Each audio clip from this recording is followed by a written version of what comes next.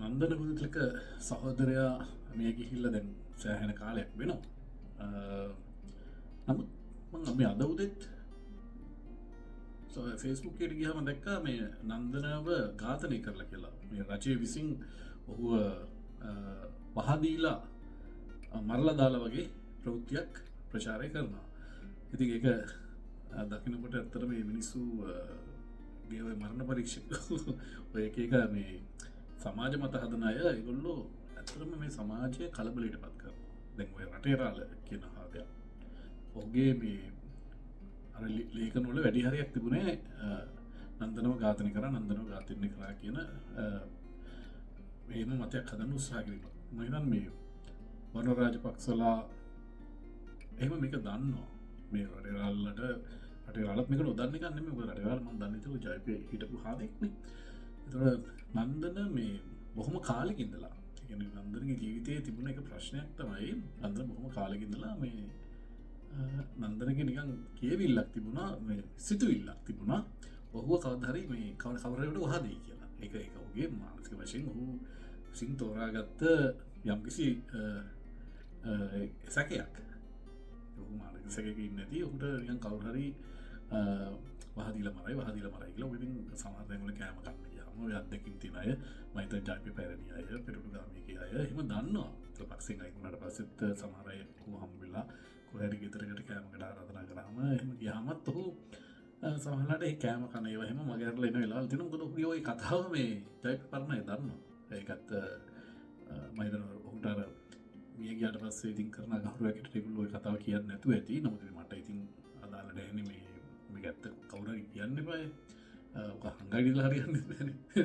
නැත්නම් අර ටිල්ලු ඉසිල්ල කුටි කෑව කියලා මේ යාට ඇවිල්ලා මාධ්‍ය සාකච්ඡාවක් තියන්න උනානේ අන්තිමට අනේ මං කුටි කාලා නෙමෙයි මගේ වුණා පුරුට තියෙනවා කියලා. මොකද අර මේ මිලින්ද රාජපක්ෂලා ගිහිල්ලා ප්‍රෙස් එකකුත් ගත්තා. ඊනහත් යනවා. ඉතින් මේ එතකොට දැන් ඔක හරි සරල කතන්දරයක් නේ. දැන් ඒ ප්‍රවෘත්තිය උදු දැම්ම ගමන් විනාඩි 10ක් 15ක් ගතද වැඩවත්ින් hina වෙලා කිව්වා අනේ ටිල්ලිටට කවුද ගහන්නේ කියලා. එහෙම තත්ත්වයක් මේ තියෙන්නේ. අපි ඒක වයිරල් Facebook ලිපේ ඔහු සනීපේ කියලා.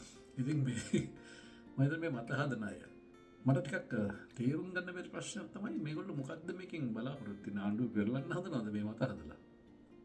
ඒක හරියන්නේ නැහැ මහත්තයෝ. මේ ආණ්ඩුව ගෙනියන ආර්ථික වැඩපිළිවෙලට එරෙහිව ආර්ථික වැඩපිළිවෙලක් ඕගොල්ලන්ට දෙන්න පුළුවන් නම් විතරයි ජනතාව ඕගොල්ලන්ට ඡන්දයක් දෙන්නේ. ඡන්දයක් දෙන්න අවශ්‍ය නැහැ. ජනතාව අරගලයක් කරાવી. හැබැයි හරි නිසි ආර්ථික වැඩපිළිවෙලක් මෙරට මේ තීර දෙනින් එහා පැත්තට ගෙනියන සංවර්ධන වැඩපිළිවෙලක් ප්‍රායෝගික වැඩපිළිවෙලක් ඕගොල්ලෝ දෙන්න ඕනේ. ඔයගොල්ලෝ ඉන්දියාවත් එක්ක කොහොමද ගනුදෙනු කරන්නේ කියන එක ගැන කියන්න ඕනේ. ඉන්දියාවත් එක්ක පාලමක් ගන්න යෝජනා කියලා තියෙනවා. ඕගොල්ලන්ගේ ස්ථාවරය දැන් කියන්න ඕනේ. රජයේ ස්ථාවරය මම දන්නේ විතේරත්නක් වෙයි පාලම් ගන්න ඕනේ නැහැ කියලා. පැරණි කතාවක් කියලා තිබුණා. දැන් ඔහු බලයෙන් නිසා එතන ඉන්නවද දන්නේ නැහැ. ඉතින් අනේකයි දැන් ඔය වැඩේ නැවතුනම හොඳයි. දැන් මම ඊතර වීඩියෝ එකේ කිව්වේ දැන් රංගරාජපක්ෂ සහෝදරයාගේ මේ මරණය සම්බන්ධයෙන් මන්ත්‍රී පරීක්ෂකවරු ගොඩාක් හිටියෙක් ඒක මත දැම්මා. ඒකත් ආණ්ඩුවට පටලන්න හැදුවා. ඒ වගේ ඒ පැටලිල්ල කපිලගේ මරණය සම්බන්ධයෙන් කරන්නේ නැහැ කට්ටිය. ඒගොල්ලෝ හරි භයානකයි ඒක. එහෙම මේ සැකකුඩු ඝාතනය කියලා කියන්න ඒගොල්ලෝ බයයි. මොකද පිටිපස්සේ සාටක් එහෙම තියෙන හින්දා.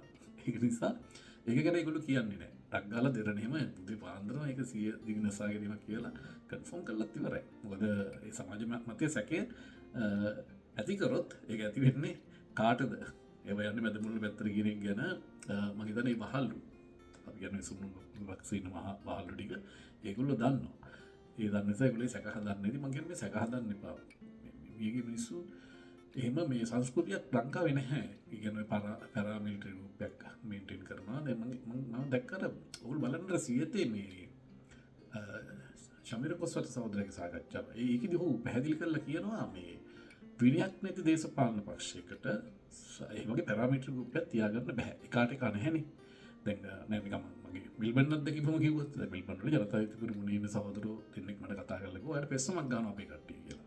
ඒතකොට ඒගොල්ලෝ අතරත් එකගතාවයක් නැහැ.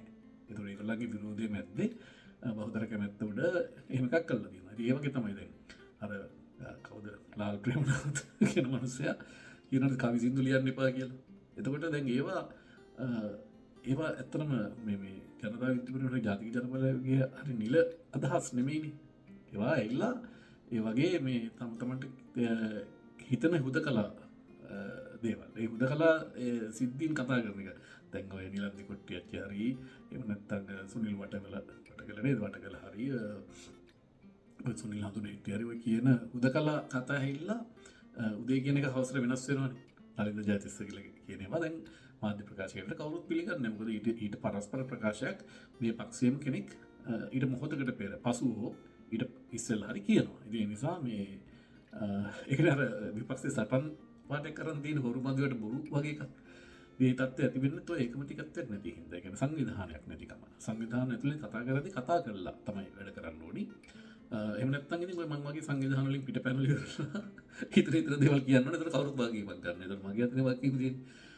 ඒ වගේ ඉතිං ඒක නිසා ඔය පැරාමිල්ටරී එමනත්තං එවිනියක් නැතු හෙම කරන්න බෑ සන්නත කණ්ඩායගේම තියාගන්න දැඩි විනියක් ඕන කියන්නේ ඒවගේ දේවල් තියාගත්ත කට්ටි ඉන්නවා පැරණි සුදුවෑන් සංස්කෘති බේ මිනිස් වෙලිට හල තාම කියන්නේ අපි මේ ජනක සිස්තුගේ අපිරස්මරණයන් සම්බන්ධයෙන් ලලිත්කූගන් සම්බන්ධ ඒකට සමාජයට හෙල්ල කියන්නේ ගුණ දැඩි විනයක් ඇතුළතම ඒවා පවත්තායිනගේ එහෙම තත්ත්වයක් මේ ජනතා තුන තුළේ නැහැ ඉරිසෝය වැඩේ නවත්තල දාන්නක දැන් මගේ ලොක මාකට් කරන්න බෑ විපක්ෂයට සුම්බුට විපක්ෂයට ඔය මරණවා ගාතනය කරන සාකි මකනවා අනි දෙහම්ර ඕ කියන්න එපා ඕදැන් මාකට් කරන්න බෑ වෙන මොක්කරි විදියක් බලන්න කියන්නේ ආර්ථික වැඩ පිළිවෙලක් එහමනත්තම දැක්මක් මේ රට මිතරින් හ පැත්තර ගෙනියන්න මොක්කරී ප්‍රායගික් වැඩ පිළිවෙලක් නේද එම එකක් බලන්න මොකද දැන් අපිත් දැන්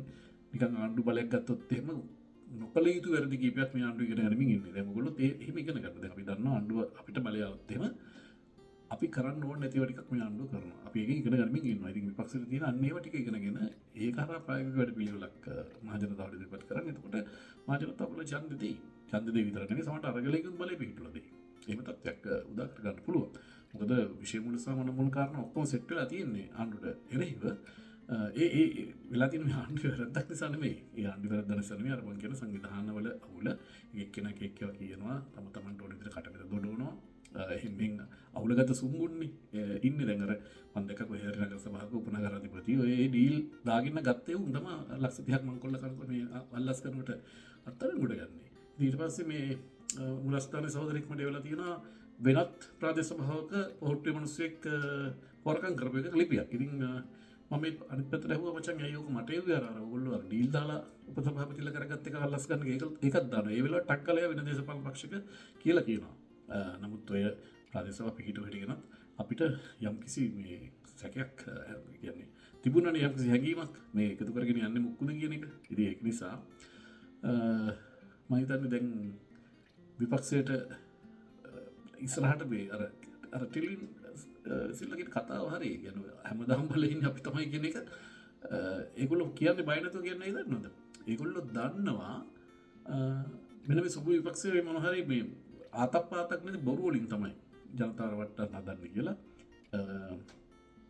ඉතින් ඔය ඒගොල්ලන්ට කියන්නේ මෙහෙමයි අර 2021 අරගලේ ඒක ඇස්සේ අලුත් ජනතාව බිහි වුණා. මම කියන්නේ 100ක් නෙමෙයි සාතිශය විශාල ප්‍රතිශතයක් ජනතාව දැන් බුද්ධිමත්. ඒ නිසා ඔය බොරුවෙන් රටේ පාලනය බාර ගන්න බෑ.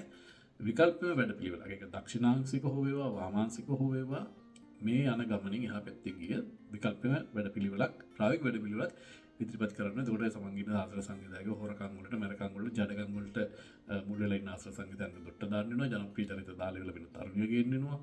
පැටිකිලි හොඳ මිනිස්සු ගේන්න වෙනවා. එහෙම වැඩ ටිකක් කරගෙන තමයි බලය ගන්න වෙන්නේ. ඒ නිසා මේ අර අපි නන්දනේ කතාව දැන් අපි නවත්තමු. දැන් ඒක අරගෙන යන්න එපා තීරමන්නේ.